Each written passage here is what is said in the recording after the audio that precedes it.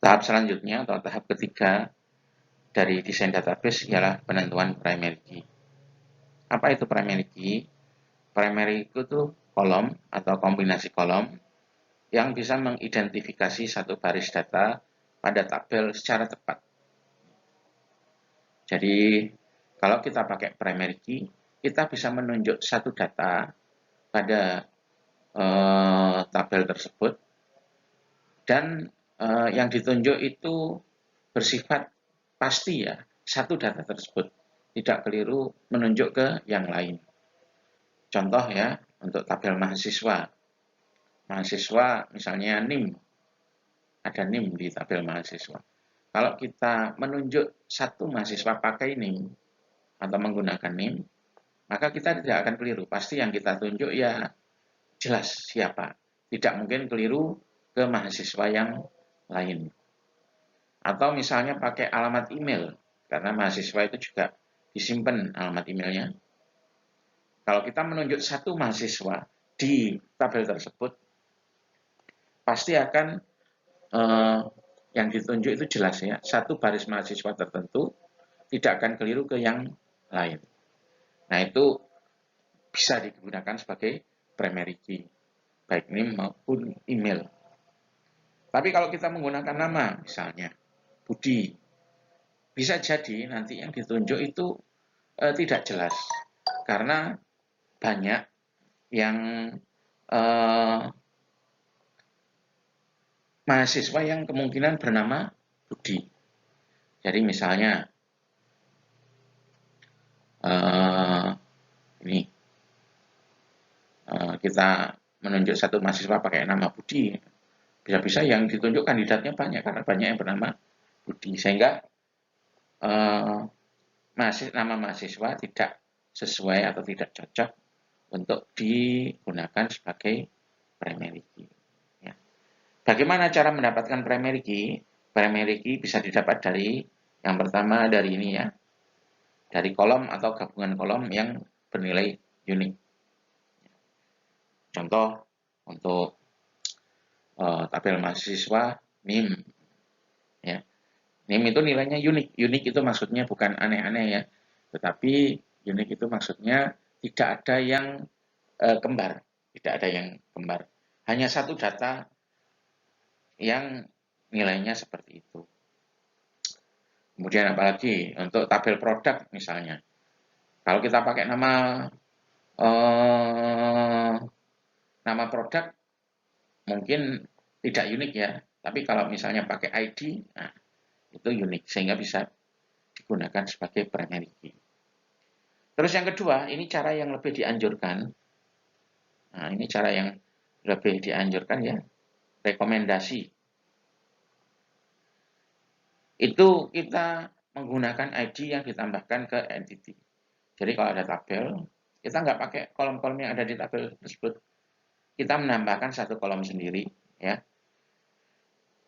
Nanti berupa ID atau auto number, terus setiap baris data kita nomori 1, 2, 3, 4. Nah, kolom tersebut itu yang kita gunakan sebagai primary key. Nah, itu cara yang lebih direkomendasikan. Contoh ya, ini tabel dari database pegawai, ya, ada employee ID atau ID pegawai, ada first name, ada last name, ada departemen ID atau bagian ID dari pegawai yang ini, ID dari pegawai yang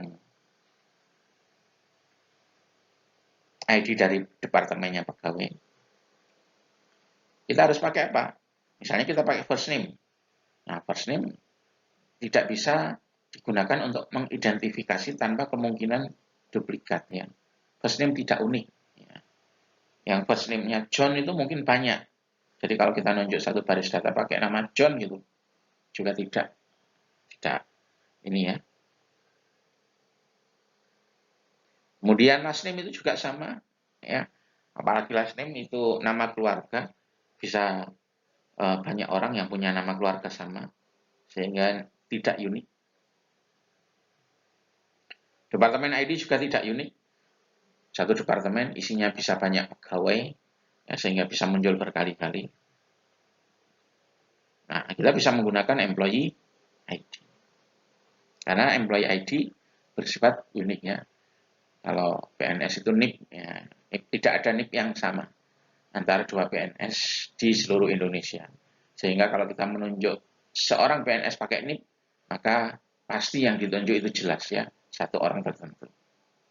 Atau pakai cara kedua yang direkomendasikan, kita menambahkan satu kolom. Satu kolom auto increment. Isinya jadi bilangan ya. 1, 2, 3, 4. Itu kita jadikan sebagai primary key, itu lebih baik.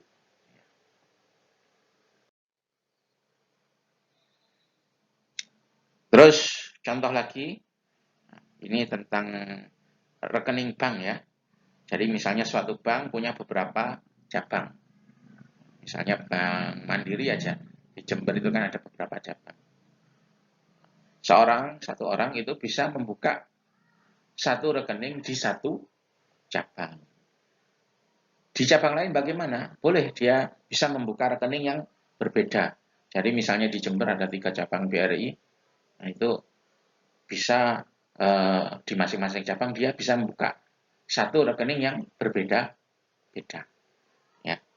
Nah sekarang dari kolom-kolom ini apa yang bisa kita gunakan sebagai primary key? Bank number, nomor bank. Misalnya di Jember itu ada 3 cabang Bank Mandiri, nomor 1, 2, 3. Kalau itu kita gunakan, itu tidak bisa ya, karena bank number, kolom bank number nilainya tidak unik, bisa duplikat, atau bisa ada yang sama. Ya. Akun number, nah itu juga tidak bisa. Ya, ingat bahwa satu orang bisa membuka beberapa satu akun di satu cabang bank. Contoh ya, di satu cabang bank, Bank Mandiri nomor 1, ada orang yang punya akun number 10. Nah, di cabang Mandiri yang lain, ada juga orang lain yang punya akun number 10. Sehingga bank number maupun akun number nggak bisa. Ya. Balance tidak bisa ya digunakan sebagai ini primary key. Kenapa? Karena balance atau saldo itu nilainya berubah-ubah. Primary key itu tidak boleh menggunakan data yang nilainya berubah-ubah. Karena primary key itu digunakan untuk patokan. Patokan menunjuk suatu data. Kalau nilai yang dijadikan patokan berubah-ubah, tidak boleh. Selain itu, balance atau saldo bisa jadi ada 2 akun atau lebih yang saldonya sama. Ya, nggak boleh. Date open, tanggal dibuka rekening itu juga nggak boleh ya. Bisa jadi ada 2 rekening atau beberapa rekening sekaligus dibuka pada tanggal yang sama di sebuah cabang. Nah, kalau seperti ini bagaimana? Kita bisa menggunakan composite primary key ya, atau primary key yang terdiri atas 2 atau lebih kolom. Ya, kita bisa pakai bank number sekaligus akun. Jadi di satu bank tidak boleh ada 2 akun yang nomornya sama. Sehingga kalau kita menunjuk satu rekening, kalau pakai bank number dan akun number itu tentu tidak akan keliru menunjuk ke rekening yang mana. Ya. Contoh di Bank Mandiri di Bank Mandiri cabang nomor 1 ada nomor rekening 10. Di Bank Mandiri cabang nomor 2 ada nomor rekening 10. Kalau misalnya kita cuma menggunakan nomor rekening saja, pilihannya kan ada 2. Tapi kalau kita menggunakan nomor bank dan akun nomor rekening, misalnya nomor bank 1, nomor rekening 10, nah itu kan tidak akan keliru. Pilihannya cuma